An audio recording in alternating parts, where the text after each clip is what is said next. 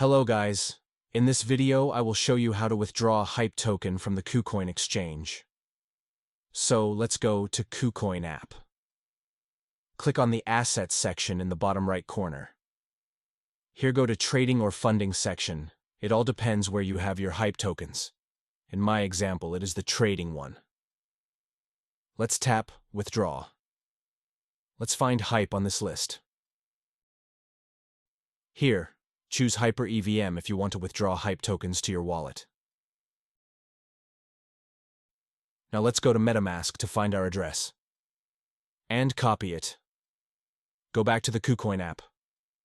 Here, paste your wallet address from Metamask.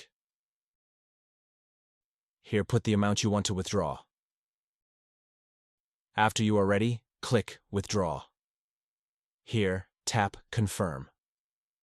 On this page, you will need to pass the security verification.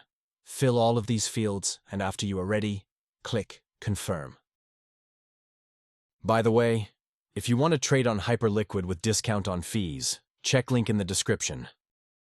So, that's the end of this video. Now, if you have found the content helpful, don't forget to give a like and subscribe to our channel for more content like this.